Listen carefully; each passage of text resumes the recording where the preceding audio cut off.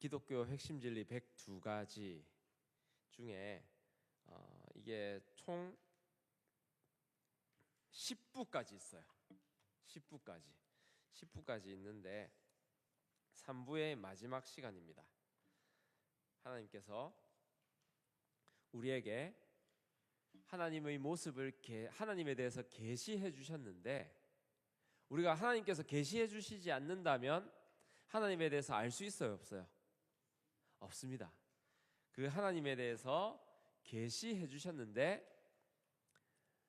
그 계시가 우리 온 세계 가운데 일반적으로 계시되어 있고, 또 특별히 하나님에 대해서 계시해 주신 것이 어디에 기록되어 있다고요? 성경에 기록되어 있습니다.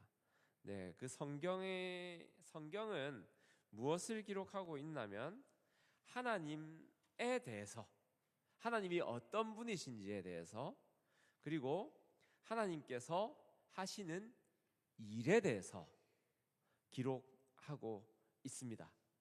네, 그래서 지금 우리가 하나님의 3부 하나님의 역사와 작정에 대해서 보고 있는데, 이 하나님의 역사와 작정은 하나님이 어떤 분이신지 알아야 그것을 기초로 해서 하나님의 역사와 작정을 알 수 있는 거예요. 네, 그래서 먼저 하나님의 본질과 속성을 알고, 그 다음에 하나님의 역사와 작정에 대해서 배우고 있는 것입니다. 성경을 읽을 때도 마찬가지입니다. 참 중요한 것이 하나님이 어떤 분이신가 하는 것이 성경의 모든 부분을 읽을 때의 중심이 되어야 됩니다. 그렇지 않다면 우리 마음대로 읽게 돼요. 예를 들어서 지난 주일날 어떤 설교의 중심이 뭐였죠? 죄를 짓고 에덴 동산에 추방당했어요. 하나님께서 죄지은 아담과 하와를 추방시키셨어요. 그 추방에 대해서 우리가 마음대로 읽으면 그냥 하나님은 무정한 하나님이 되는 거예요. 그러나 우리가 성경이 말하는 하나님의 속성을 알고 읽으면 이런 의문점을 가지게 되는 거예요. 하나님이, 성경이 말하고 내가 아는 하나님, 그 성경에 따라 내가 아는 하나님은 그저 추방하시는 하나님이 아닌데 왜 그럴까? 라는 의문을 가지게 되고, 또 그 의문에 따라서 더욱 하나님에 대한 지식을 알고 거기에 대한 이유를 찾아 나가게 되는 거죠. 그래서 하나님이 누군지를 아는 것이 우리 모든 지식의 기본입니다. 그렇죠? 네. 평소에 제가 애들한테 장난을 칠 때가 있는데, 장난을 칠 때도 좀 짓궂은 장난을 칠 때가 있어요. 그런데 아빠가 평소에 늘 나를 막 내버려 두고 아빠가 나를 늘 괴롭게 하는 사람이다 하면은 조그만한 그런 잘못만 해도 아빠에 대한 불만, 불신이 막 가지겠죠. 그런데 아빠가 이렇게 할 사람이 아니지라는 생각을 가지고 있으면 어떤 장난이나 농담을 해도 아빠가 왜 이러실까라는 생각을 한다 말이죠. 그것과 같이 우리가 성경을 읽을 때도 하나님이 누구신지에 대한 분명한 지식이 있어야 됩니다. 하나님에 대해서 우리는 모두 다 알 수 없지만 성경을 통하여서, 그리고 모든 만물을 통하여서 하나님께서는 우리에게 충분할 정도의 지식을 주고 계신다고 했죠. 그러니까 성경을 읽을 때 이게 어렵지가 않아요. 이상한데 하고 생각이 들면은 그걸 자기 마음대로 해석하는 게 아니라 성경이 말하는 하나님은 어떤 분이신가에 맞춰서 해석해 나가면 되는 거죠. 네, 그래서 이제 오늘은 마지막 두 가입니다. 언약과 행위 언약입니다. 먼저 언약에 대해서 보도록 하겠습니다. 하나님께서는 이 세상을 창조하시고 그리고 창조한 그대로 내버려 두시지 아니하시고 섭리하신다 그랬죠. 섭리는 붙들고 계신다라는 말이에요. 버리지 않고 붙들고 계신다, 보존하신다, 모든 것을 주관하신다라는 말이죠. 그리고 그 가운데서 기적적인 일을 일으키십니다. 그런데 그 가장 큰 인간이 말하는 기적은 그냥 신기한 일이지만 성경이 말하는 기적은 하나님에 대해서 드러내는 일을 기적이라 그래요. 하나님을 드러내는 일을. 네. 그래서 그 모든 것들을 통해서 하나님은 하나님의 뜻을 드러내시고 하나님의 뜻을 어떠한 방법으로든 이루신다라는 거예요. 그래서 하나님의 뜻을 이루는 데 있어서 그 어느 누구도 하나님의 뜻을 방해할 수 없다. 네. 그래서 우리는 이 성경을 읽을 때 하나님의 뜻을 따라가야 되고, 만약에 그리고 우리의 삶 가운데서도 하나님께서 말씀하시지 않는 것에 대해서는 우리는 기다릴 줄 알아야 되고, 또 그 말씀하시지 않는 이유 또한 하나님의 속성에서 찾을 수 있어야 된다라는 것입니다. 그런데 그 성경에서 분명하게 하나님이 뜻을 이루시는 방법을 기록하고 있는데 그것이 바로 언약입니다. 네, 언약입니다. 하나님께서 창조하신 인간을 자기 백성 삼으시고 그 백성과 언약을 맺으셨어요. 네. 언약은 계약이라는 말과 같습니다. 그런데 언약과 계약의 차이점이 있어요. 차이점. 먼저 공통점을 말하자면 언약과 계약 모두 서로 구속력을 가진다란 말이에요. 구속력은 뭐냐면 이거 꼭 지켜야 된다라는 말이에요. 지키지 않으면 불이익이 있는 거죠. 그런데 계약은 어떻게 보면 평등한 위치에서 맺는 거예요. 계약은 내가 이걸 주면, 내가 이만큼을 주면 너도 이만큼을 줘야 돼. 그렇죠? 만약에 집을 계약한다 하면은 집을 사는 사람은 돈을 주고 파는 사람은 집을 주는 거예요. 바꾸는 거예요. 계약은 평등하게 이루어집니다. 네. 그래서 계약을 하려면 계약이 마음에 안 들면 어떻게 해야 돼요? 예? 그러니까 계약하기 전에 안 하면 돼요. 계약은 안 하면 돼요. 하기 싫으면 안 하면 돼요. 자유롭게. 계약을 이거 꼭 해야 돼. 이거 안 하면은 막 이렇게 하면 그건 계약이 아니죠, 맞죠? 그래서 우리 뭐 예전에 한일 합방 같은 거는 불평등 계약 혹은 조약이라고 하잖아요. 그런데 언약은 계약과 마찬가지로 합의입니다. 그런데 이 언약은 평등한 관계에서 맺어지는 것이 아니라 이 군주와 봉신 간에 맺어지는 언약이에요.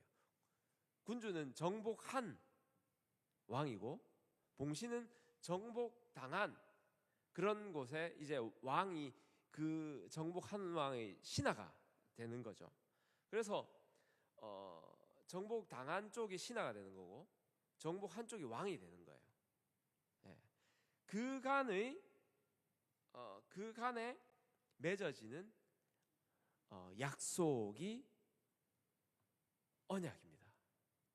이건 어떻게 해요? 자유가 있어요, 없어요? 네. 이건 일방적인 거예요. 안 맺는다 하면 어떻게 됩니까? 안 맺는다. 그럼 쳐버리는 거죠. 네. 이미 정복했는데 맺으면 너 신하로 들어오면 살려주고 아니면 다 죽는다 하는 것이 원래 그 언약의 구조입니다. 네. 그것처럼 하나님께서는 우리 이 사람과 언약을 맺으셨어요. 그래서 우리가 가장 친숙하게 생각하는 언약이 뭘까요? 우리가 언약하면 가장 확실하게 떠오르는 것. 예? 예? 아니 성경에서 언약. 예? 십계명이에요. 십계명이 왜 중요하냐면은 그 십계명의 그 문항 자체가 그 당시에 언약을 맺는 형식을 가지고 있어요. 그 당시 맺는 언약의 형식을 가지고 있습니다. 네. 그래서 언약의 첫 번째는 뭐냐면요. 언약에는 전문이 있어요. 전문. 그래서 갑과 을을 명시합니다. 이건 뭐 계약서에도 마찬가지인데 언약의 전문에서 종주가 누구고 봉신이 누군지, 갑이 누구고 을이 누군지를 먼저 열거합니다. 네. 출애굽기 20장 1절에서 17절까지가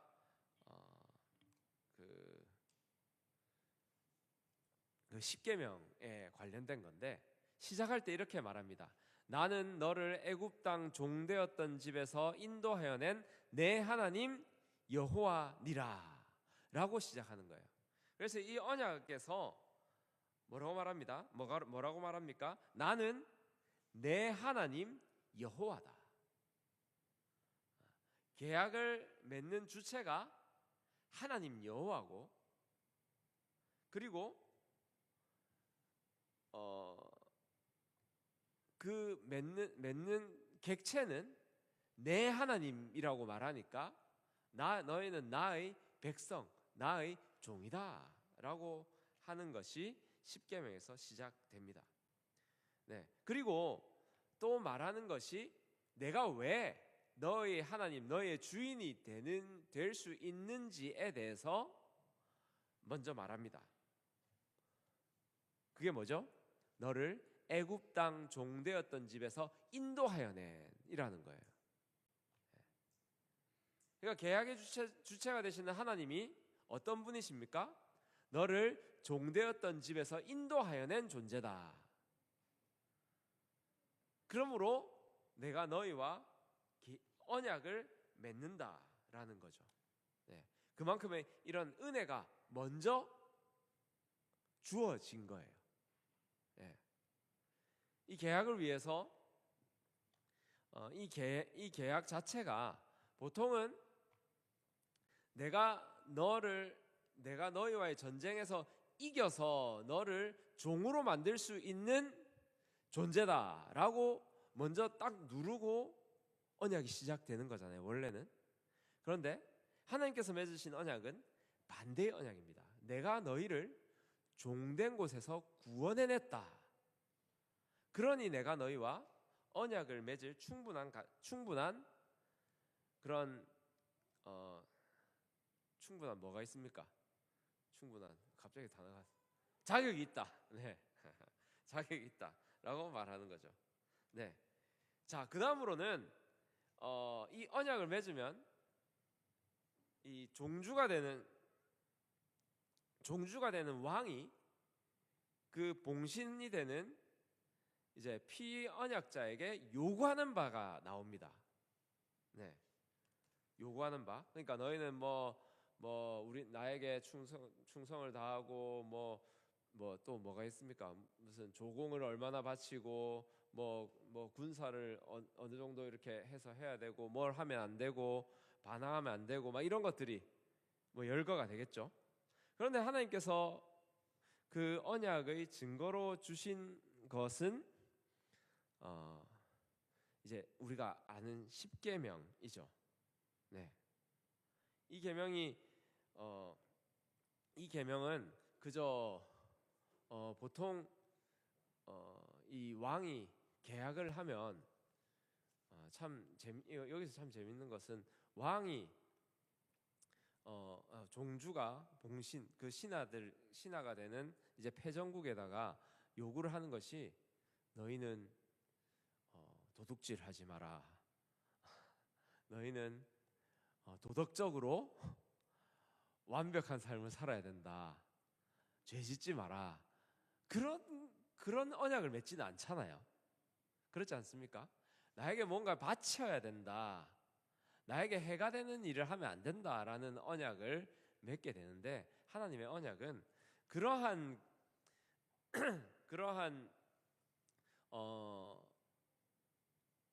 그저 상하 관계, 억누르는 관계에 멈추는 것이 아니라 더욱더 전인적인 도덕적 구속력을 가졌다는 거예요. 예. 이 십계명이 그렇잖아요. 인간으로서 마땅히 지켜야 될 것을 요구하고 있다라는 것이죠. 네. 그리고 이 언약에서는 그렇게 지켜야 될 내용들이 나오고, 그다음 마지막 부분에는 축복과 저주가 나옵니다. 네. 순종할 때 복을 줄 것이고 불순종할 때 저주를 받을 것이다 라는 경고가 제시됩니다. 이 십계명에서는 어디서 볼 수 있을까요? 십계명에서 예를 들면 세 번째 계명,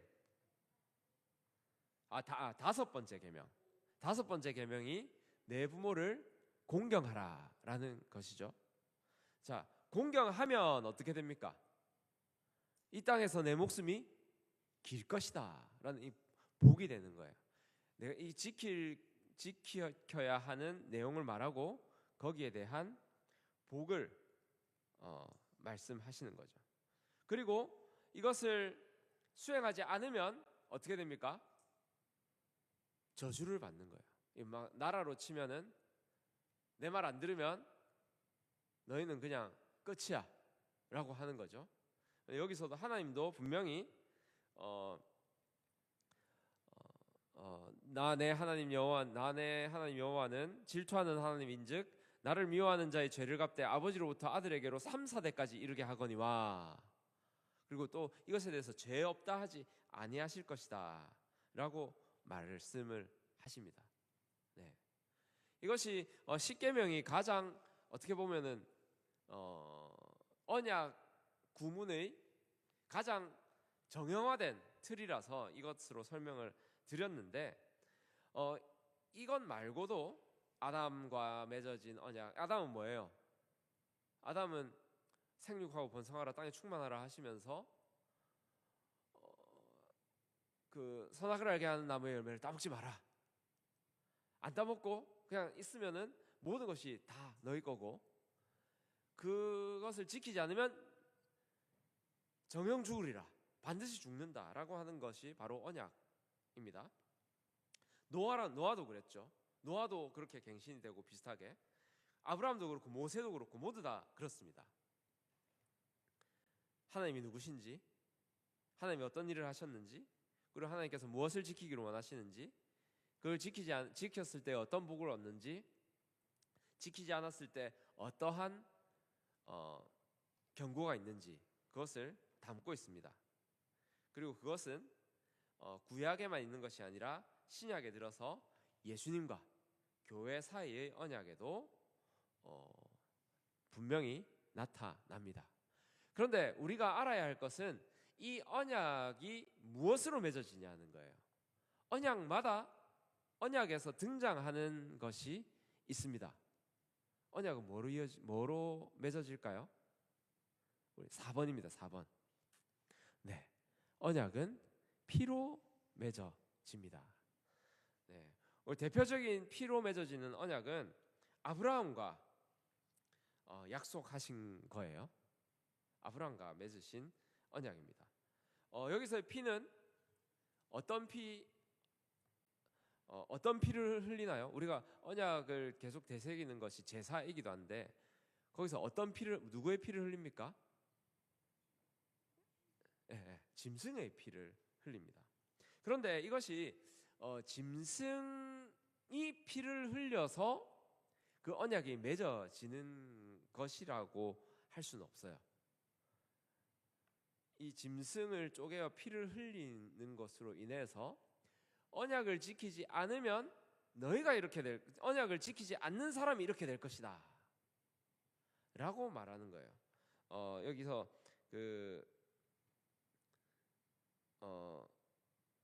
이제 아브라함과 맺은 언약에서 하나님께서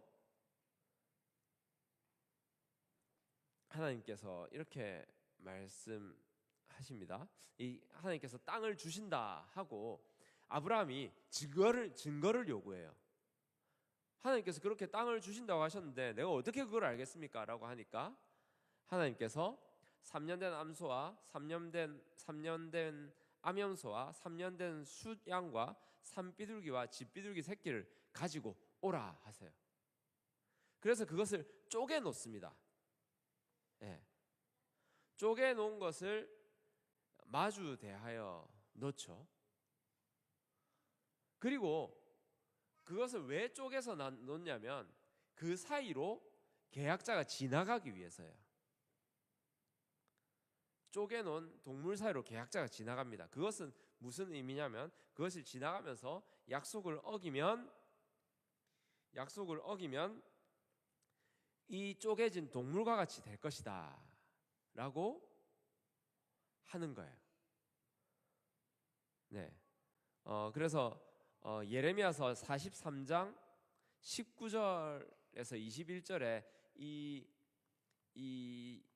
이 언약을 맺는 증거에 대해서 말하는데 곧 송아지 2조각 사이로 지난 유다 고관들과 예루살렘 고관들과 내시들과 제사장들과 이 모든 백성을 내가 그들의 원수의 손과 그들의 생명을 찾는 자의 손에 넘기리니 그들의 시체가 공중의 새와 땅의 짐승의 먹이가 될 것이며 라고 말합니다. 이것이 그때 당시에 행해졌던 언약의 모습이었던 거예요. 송아지 2조각 사이로 지나면서 맹세를 했는데 그것을 지키지 않았단 말이죠.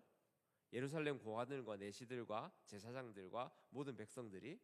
그래서 하나님께서 그것대로 이 땅의 짐승의 먹이가 되게 하겠다라고 말씀하신 거예요.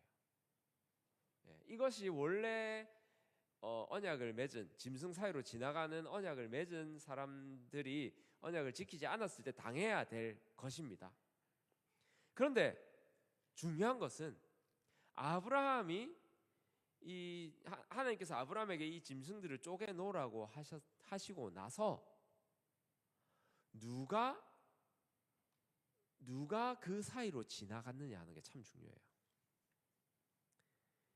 이 언약에서 아브라함이 이 하나님께서 언약을 하셨는데 그 증거를 보여달라 했을 때 하나님께서 쪼개놓으라고 하시고 나서 하나님의 불이 그 사이를 지나갑니다. 하나님의 불이 그 사이로 지나갔다라는 것은 하나님께서 언약의 언약의 주체 되시는 하나님께서 내가 언약을 지키지 않는다면 이렇게 되겠다라고 말씀하신 거예요. 그러니까 아브라함은 지나가지 않았어요. 하나님께서 지나가십니다. 이것은 언약의 성취에 대해서 스스로를 속박하신 거예요. 네. 이것이 하나님의 언약입니다. 하나님께서 주권적으로 시작하신 언약이지만 그것을 지키지 않았을 때에 그것이 지켜지지 않았을 때에 하나님께서 스스로 쪼개어지시겠다라는 철저히 갑이면서도 철저히 의의 위치에 스스로 들어가신 것이 하나님의 언약입니다. 네. 이것과 같은 언약이 예수 그리스도로 말미암아 드러났습니다. 네. 이제 지금 여기까지의 언약은 한마디로 말하면 행위 언약이라고 할 수 있어요. 행위 언약. 행위 언약은 뭡니까? 행위가 중심인 언약이에요. 언약의 조건대로 이행하면 복을 받고 이행하지 않으면 벌을 받는 거예요. 그 벌은 피의 벌이고 죽음의 벌이에요. 그런데 이제 하나님께서 새 언약을 맺으셨습니다. 새 언약은 무슨 언약입니까? 은혜의 언약이에요. 구속의 언약, 구원의 언약입니다. 행위 언약은 누구의 피로 증거가 됐다고요? 짐승의 피로 증거가 됐어요. 그런데 은혜 언약은 예수 그리스도의 피로 확증이 됐습니다. 네. 우리 이 교회도 마찬가지입니다. 이 교회도 예수 그리스도께서 세우신 교회예요. 네. 이 교회는 그저 우리가 위로받기 위해서, 치유받기 위해서, 좀 더 잘 살기 위해서 오는 것이 아니에요. 노력해서 불공 드리고 치성 드리는 것처럼 하나님께 정성을 바쳐서 구원을 얻자고 오는 것도 아닙니다. 이 교회는 하나님께서 이미 이루시고 책임지신다 했던 그 언약, 그리고 예수 그리스도로 말미암아 이루어진 구원을 누리는 공동체가 되는 거예요. 왜냐하면 하나님께서는 그 언약에 신실하신 하나님이기 때문에. 그 쪼개놓은 짐승 사이로 지나가신 분이 바로 하나님이시기 때문입니다. 자, 우리 한번 기억해야 할 한 문장 같이 읽어볼까요? 하나, 둘, 셋. 성경의 언약은 하나님이 스스로 자신을 묶으셔서 구속을 약속하신 은혜의 틀이다. 네. 자, 한번 질문해 보겠습니다. 성경의 언약이 일반적인 계약과 다른 점은 무엇입니까? 계약은 쌍방이 어떤 관계라 그랬죠? 대등한 관계. 그러나 성경의 언약은 하나님이 주권자 그리고 일방적으로 맺으신 언약이에요. 네. 그리고 하나님의 언약 구조에서 은혜와 순종은 어떤 순서로 나타납니까? 자, 은혜와 순종은 어떤 순서로 나타납니까? 자, 원래는 어때요? 순종하면 은혜가 있다. 그렇죠? 그러나 이 성경의 언약에서는 은혜가 먼저 되는 거죠. 네, 그것은 이제 성경의 언약에서도 이 십계명에서도 먼저 은혜가 주어졌죠. 그리고 순종을 요구하시고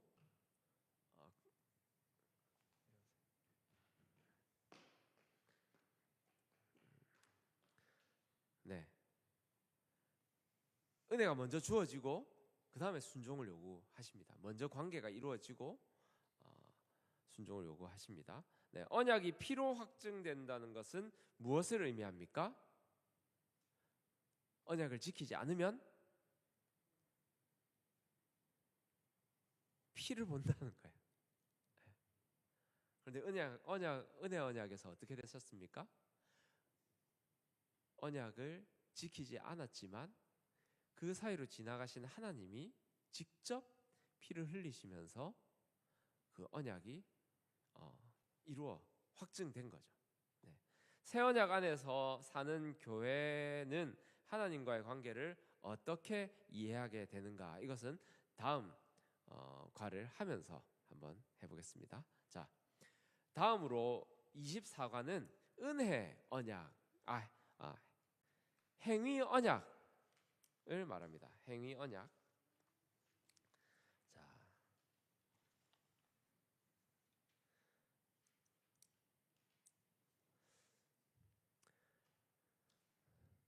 자, 행위 언약의 시작은 언제 시작되었을까요?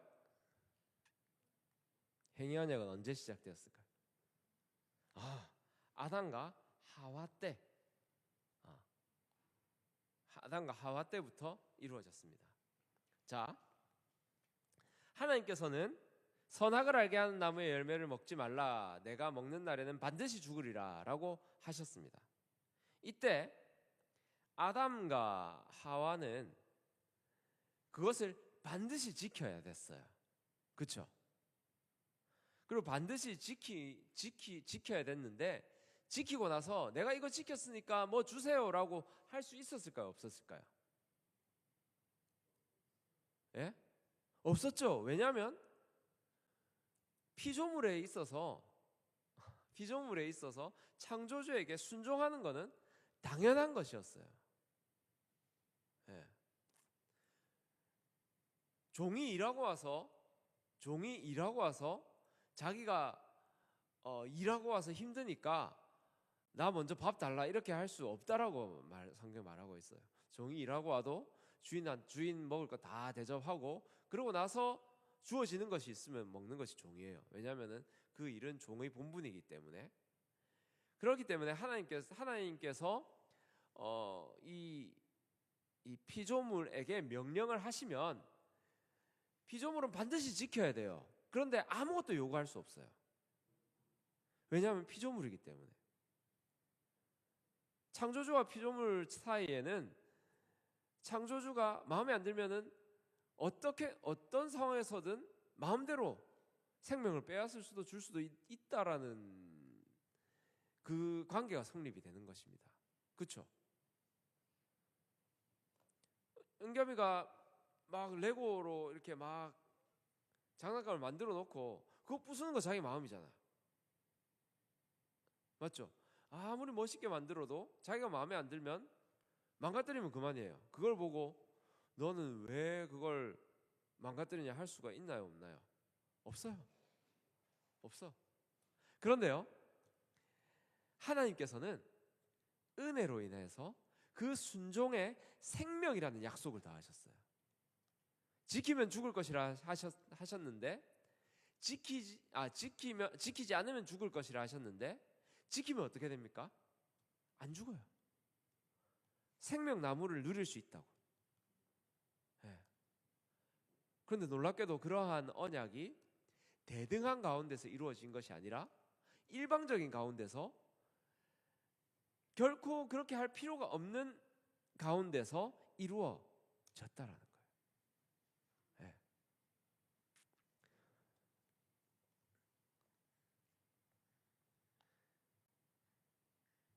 이것은 쌍방 간의 합의에 의해서 이루어진 언약이 아니에요. 일방적으로 이루어진 거예요. 그런데 우리가 생각을 해보세요.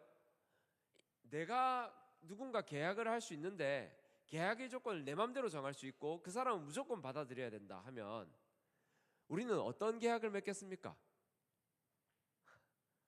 예? 나한테 유리한 계약을 맺겠죠. 네. 내가 모든 사람이 땅을 100원에 살 수 있다 하면 어떻게 하겠습니까? 100원에 사겠죠. 사는 계약을 맺겠죠. 일방적으로 그걸 거절할 수 없다 하면. 그러나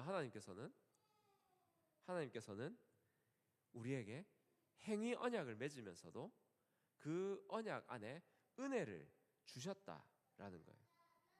네. 그래서 하나님과 인간 사이의 처음 언약은 행위 언약이었습니다. 행위 언약이었지만 그 언약 가운데서 하나님의 통치에 완전히 순종할 것을 요구하셨어요. 그리고 그것에 불순종할 때는 죽을 것이다 라고 말씀하셨어요. 그리고 이 행위 언약은요, 행위 언약에서 중요한 것은 완전한 순종이어야 한다는 거예요. 행위 언약에서 부분적인 순종은 없어요. 완전하고 전적인. 안 먹으면 살고 먹으면 죽는다라는 거예요. 단 한 번이라도 어긴다면, 그리고 여러 십계명 가운데서도 단 한 가지라도 어긴다면 언약은 깨지는 거예요. 순종하면 살고 불순종하면 죽는다. 네. 그래서 하나님께서 처음 인류와 맺으신 언약은 사실 지금까지도 우리에게 연결되어 있어요. 이거는 하나님을 믿든 안 믿든 상관없는 거예요. 왜냐하면 우리가 무엇이기 때문에, 이 모든 인류, 모든 만물이 하나님의 피조물이기 때문에 믿든 안 믿든 인정하든 안 하든 우리는 하나님과의 이 행위 언약 안에 들어 있는 거예요. 네. 그래서 우리 모두가 아담으로부터 시작되어서 한 가지 죄만 짓는다 하더라도 어떻게 됩니까? 죽음 안에 거하게 되는 거죠. 한 가지 죄만 짓는다 하더라도 우리는 갚을 수 없는 빚을 진 사람이 되는 거예요.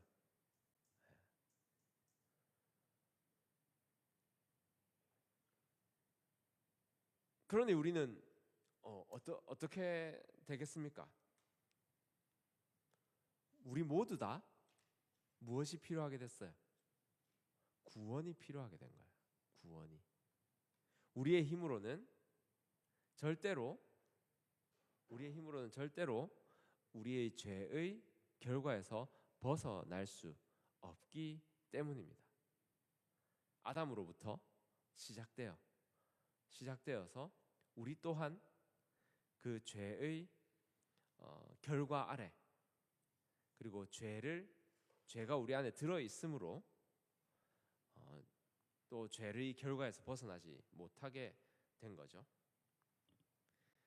그런데 우리는 지금 절망 가운데 살아가고 있습니까? 소망 가운데 살아가고 있습니까? 소망 가운데 살아가고 있습니다. 어떻게 그럴까요?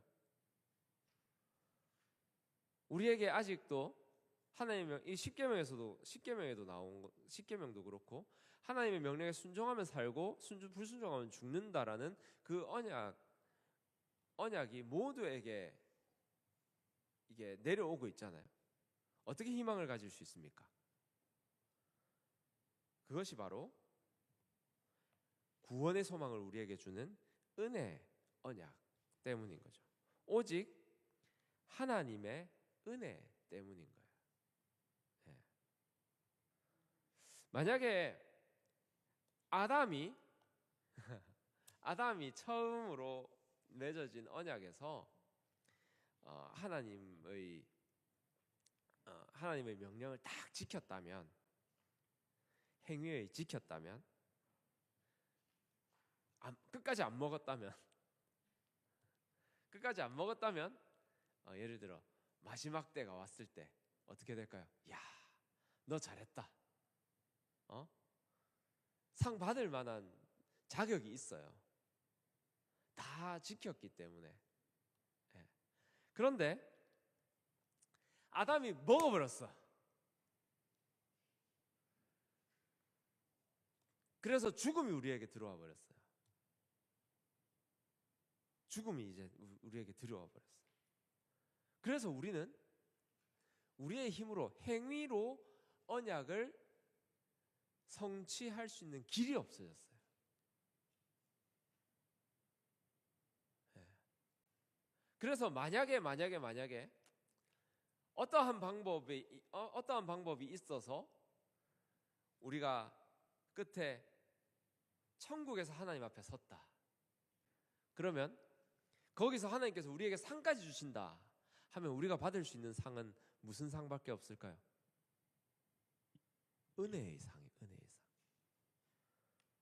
우리가 받을 수 있는 상은 우리가 살아가면서 애썼고 노력했고 뭔가 이루었고 성취했고 이런 걸로 받을 수 있는 상은 전혀 없는 거예요. 우리가 받을 수 있는 상은 오로지 하나님의 은혜로, 절대 안 줘도 되는데 주시는 그런 상밖에 없는 거예요. 아담이 죄에 빠졌습니다. 아담이 죽음 가운데 거하게 됐어요. 하나님께서는 정령 죽으리라고 언약을 맺어 놓으셨습니다. 그런데 여기서 우리는 또 다시 기억해야 돼요. 하나님이 어떤 분이신가? 하나님은 공의와 사랑을 동시에 이루시는 분, 신실하신 하나님이시고 절대 그 은혜의 손길을 거두시지 않는 분이신 그러한 하나님께서 그 아담을 죄에 빠진 그대로 내버려 두시지 아니하셨습니다.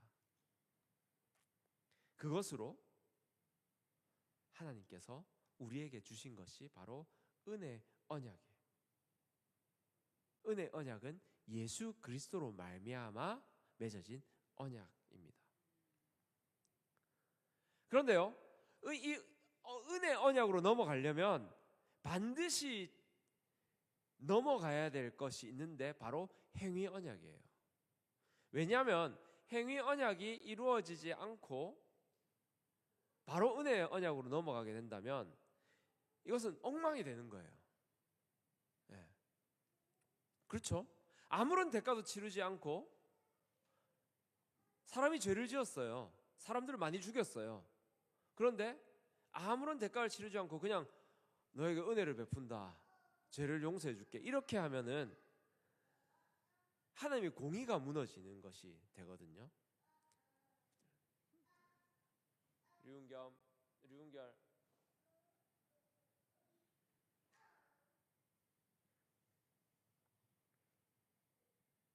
네, 그렇게 되는 거예요. 그냥 바로 은혜의 언약으로 넘어갈 수 없어요. 그래서 오직 한 분, 행위 언약을 완벽하게 지키신 분이 계십니다. 그분이 바로 예수님이신 거예요. 우리는 성경은 예수님을 둘째 아담, 새 아담 이렇게 말을 합니다. 왜 그렇게 말하냐면은 첫째 아담은 실패했지만 둘째 아담 되신 예수님은 그 행위 언약을 완전히 지키신 거예요. 그래서요, 이 행위 언약을 완전히 지키면 하나님 앞에서 뭐가 있습니까? 공로가 있어요. 상 받을 자격이 있다라는 거죠. 한번 생각해 보십시오. 아담이 끝까지 언약을 지켜서 천국에 갔다면, 네, 그러면은 하나님께 상을 받았을 거 아니에요. 아담의 공로로 죄를 안 짓고 죄를 안 지었으니까. 그래서 실패했어요. 그 모든 인류가 실패했어요. 그런데 예수님께서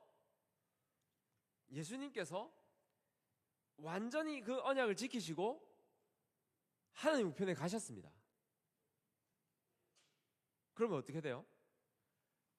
그 자기 공로를 가지고 하나님 앞에 가신 거예요. 완전한 선행 가지고 하나님 앞에 간 거예요. 죄 있는 사람은 하나님 앞에 가지 못하잖아요. 완전한 선행을 가지고 가신 거예요. 그런데 그 선행을 가지신 분이 다시 좀 돌아가 보면 그렇게 완전한 선행을 가지면 죽을 필요가 있어요, 없어요? 없어요. 그런데 그 완전한 선하신 분이, 율법적으로도 완전히 깨끗하신 분이, 완전히 행위 언약을 성취하신 분이 죽으셨단 말이에요. 안 죽어도 되는데 누구를 위해서? 우리를 위해서. 그래서 완전히 지키신 분이 죄인이라고 죽어버렸잖아요. 그러면은 뭐가 남습니까? 그 행위의 공로가 남아요. 공로가 주인이 없어졌잖아요. 죽었으니까. 그럼 그 공로가 누구 것이 됩니까? 예수님께서 우리를 위하여, 우리를 대신하여 죽으셨기 때문에 우리의 죄를 예수님께서 대신 지시고, 예수님께서 받으셔야 될, 죄 없으신 예수님께서 받으셔야 할 공로가 우리에게 주어지신 거예요. 그래서 우리가 예수 그리스도를 믿을 때 잡으세요. 우리가 예수 그리스도를 믿을 때 우리의 죄는 예수 그리스도의 것이 되고 예수 그리스도의 공로는 우리의 것이 된다라는 거예요. 언약의 주체 되신 하나님께서 그렇게 보시기로 작정하신 거예요.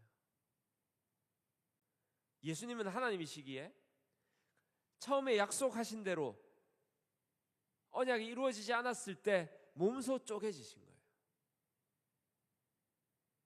그것으로 말미암아 언약이 이루어진 것, 그것이 바로 행위 언약에서 은혜 언약으로 넘어간 것이에요. 절대 행위 언약이 폐기된 것이 아닙니다. 뭐 구약의 율법이 폐기됐다라고, 뭐 구약은 율법이 폐기됐다라고 하지만 절대 폐기된 것이 아닙니다. 왜냐하면 언약이에요. 하나님께서는 언약을 지키시는 분이시거든요. 절대 폐기된 것이 아닙니다. 그러나 그 언약의 결과를 몸소 지신 거예요. 그러니까 그것이 언약, 그 은혜 언약이 되는 것이죠. 자, 오늘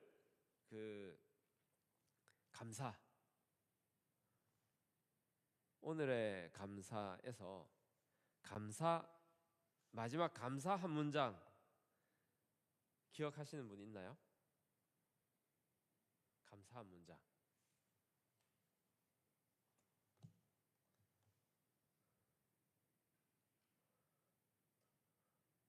기억이 안 나요? 예? 나도 갑자기. 자, 감사한 문장.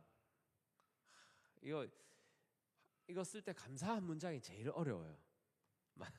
자, 감사한 문장. 자, 감사한다고 짐이 사라지지는 않는다. 대신 그 짐의 소유주가 바뀐다. 감사한다고 짐이, 이거 있잖아요. 감사한 문장이 진짜 이거 다 하면서 이거 엑기스로 딱 모아놓은 겁니다. 이거 꼭 기억을 해주시면 참 감사하겠습니다. 성경 말씀은 아니지만 그 성경 말씀을 묵상하면서 쓴 것이기 때문에.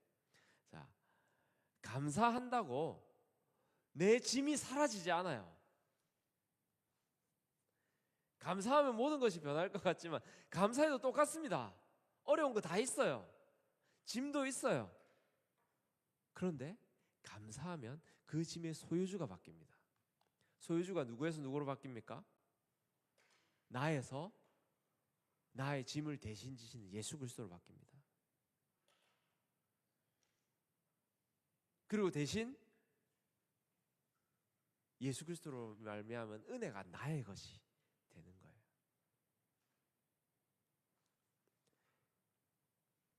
우리는 모두 행위 언약에서 시작되었습니다. 그리고 우리는 그 누구도 행위 언약으로부터 자유롭지 못합니다. 지금도 그래요. 행위 언약으로부터 자유롭지 못한 사람은 모두 다 죽어야 됩니다. 그렇기 때문에 우리는 이 행위 언약의 결과로부터 벗어나기 위해서 어떻게 해야 됩니까? 예수 그리스도를 믿어야 됩니다. 예수 그리스도를 믿는 것. 그래서 행위 언약을 완전히 이루어 주시고 죽으신 이루어 주신 그 공로가 우리에게 와야 우리는 죽지 않을 수 있어요. 왜냐하면 예수 그리스도께서 우리의 죄를 대신하여서 지고 죽으셨기 때문입니다. 우리가 이것을 쉽게 가장 일상에서 실천할 수 있는 게 감사예요. 감사. 내 모든 짐 가운데서도 하나님께 감사하는 것. 왜냐하면 하나님께서는 우리가 분명히 죄인이고 죄를 짓고 있는데 예수 그리스도로 말미암아 우리를 선하게 보시잖아요. 의롭다 하시잖아요. 우리는 우리의 삶 가운데서 모든 상황 가운데서 하나님께 감사를 표현해야 하는 거예요. 그것은 믿음을 가질 때만 가능한 것이고, 믿음을 가질 때 내 짐의 소유주가 바뀌고 내 죄의 소유주도 바뀝니다. 자, 여기까지 3과가 끝났습니다. 이제 다음으로는 4부 예수 그리스도입니다. 예수 그리스도께서 어떤 분이시고 예수 그리스도께서 어떻게 이 행위 언약을 완전히 이루시고 은혜 언약이 우리에게 주어지도록 하셨는지에 대해서 더 자세히 알아볼 것입니다. 자, 정리합니다. 자, 기억해야 될 한 문장 같이 한번 읽어봅시다. 하나, 둘, 셋. 행위 언약은 인간의 실패로 깨어졌으나 그리스도의 순종으로 은혜 안에서 성취되었다. 아멘. 자, 행위 언약에서 하나님이 요구하신 순종의 성격은 무엇입니까? 순종의 성격은 어떻게 해야 돼요? 완전해야 돼. 행위 언약에서 완전해야 돼. 자, 왜 한 번의 죄만으로 언약이 깨어졌습니까? 왜 한 번의 죄만으로 언약이 깨어졌습니까? 하나님께서 완전한 순종을 원했기 때문에. 그리고 완전한 순종을 원하셨고 그 불순종의 결과는 완전한 죽음이었기 때문에 그래요. 자, 예수 그리스도는 행위 언약을 어떻게 성취하셨습니까? 어렵게 생각하지 말고 완전히 성취하셨어요. 네. 그리고 4번, 우리가 구원을 받는 것은 누구의 순종 때문입니까? 예수 그리스도의 순종 때문입니다. 네, 다음 주는 그 순종하신 예수 그리스도에 대해서 다음 주부터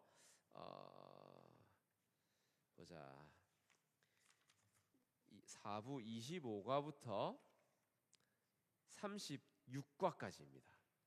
좀 많죠? 네, 우리 한번 11과 한 5주, 6주 정도 걸리겠네요. 한번 잘 해보도록 하겠습니다. 기도하겠습니다.